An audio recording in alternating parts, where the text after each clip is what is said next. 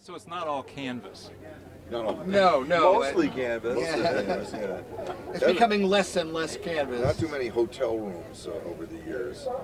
But we didn't, we kind of didn't want that. I mean, we wanted this camp thing, and we designed it to look like an army camp. Of course, it's not, but at least we're doing pretty much what the rest of the reenactors are doing, and we're presenting the music in a, trying to present it in an authentic setting, as authentic as we can, and still manage some creature comforts. And I think we should also give a shout out to Fred's wife, Pat. She's been with us for the whole run, and she what did you call her? The den mother, She's the sort of shepherd of the lost boys. She's our Wendy. Yeah, Wendy. To the lost boys. We basically could not have the meals we do. We couldn't have the camp that we have. I mean, all of that. She handles the sales Patty for does us. all that for us. And she's just been great over the years. Can't say I mean, it's just all of our wives used to come out with this for a while, but over the years, this one and that one dropped out for one reason or another. And but Pat's hung in there and bore the slings and arrows, and she enjoys and gets hit by flying pieces of She got injured stuff. yesterday. One of these tent flies came down in a bit of wind, and she was cutting a peach with a rather large old knife. Very sharp knife. The thing hit her right in the hand and cut a couple of her fingers open. We had quite a scare. Took her to the urgent care place here in Gettysburg, and then fixed her up and sent her back. There's blood on her dress now. Red Badger courage. So you had said, like, when you got to the second album and you now were 30 tunes in, it's kind of like, where do you go from there?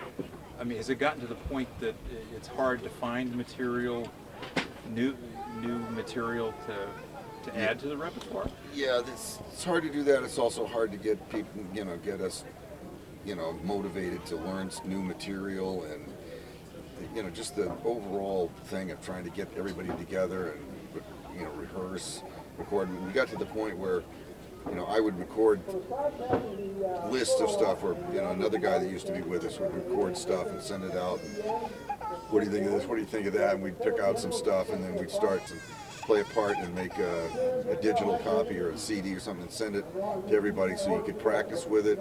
And technology helped us to be a part and yet be able to put new material together. Are there songs that were part of the repertoire that you've actually dropped? Well, there's a lot of things that we've recorded over the years that we learned and recorded and never played again. I mean, it's just too much to remember, and we don't get together as often as we used to. And is there one that's more obscure that people know Dixie and they know Bonnie Blue Flag and that kind of that you guys really enjoy playing? Are there a couple that you really like putting out there and that are just fun? You enjoy the music of it. Well, the one that I think most readily comes to mind is the one that most people expect us to play, even though I think technically it's not a period song. It's actually post-war, and it's called Southern Soldier. And we were able to pick this up from, was it Bobby Horton? Bobby Horton, one album of Bobby Horton's, and we decided to include it, on one of our early cassette. That's a really powerful song.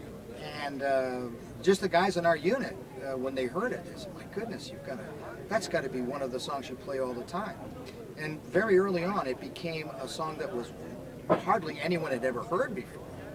But there aren't a lot of reenactors in the hobby today that haven't heard it. And I think in large part that's because of the fact that it's become one of our signature songs. And Fred basically arranged what is now our signature song over a period of time. And he saw how we could join Southern Soldier and Dixie together. We used to play Orange Blossom Special to close out because we were still doing the old stuff, in the early years. And between 94 and 96, when Southern Soldier came out, we started playing Southern Soldier and Dixie back to back. And as the old saying goes, the crowd goes wild. They loved it. But the move from the one to the other that Fred came up, and Fred also, we used to do what I came to call it. I think Fred may have said it first, the endless Dixie.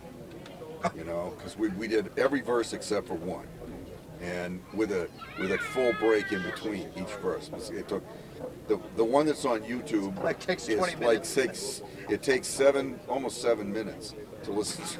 Like, and for Fred, we abbreviated it down under Fred's direction. Fred's the real, he's a professional musician for most of his life. So we defer to him for a lot of musical guidance, and so we gelled it down to that. And the one that we shot here at the 150th is just past 250,000 views on YouTube, and one that was shot by a guy named Ron Norton. We told him to come up to the Cedar Creek thing. It was like 8 years ago, and he came with just one camera on a stick, and he was able to get the was it just the Dixie, I think, at the end of that. Yeah, just the Dixie. Just the Dixie. Over 2 million views on that. What? We never meant to do anything like that. You know, that's the funny thing about this whole thing is it's just sort of been a labor of love, but something that was never pre-planned, and yet has turned out so well. Second South Carolina story. Any memory? Anything you kind of want to express while we got this opportunity? Our little contribution to what we've provided for reenacting, for living history, and really having a great time doing it ourselves. I think it's the most important thing that I've seen in the 30 years we've been together. It's been the most fun thing I've ever done, because we are in our own way a band of brothers.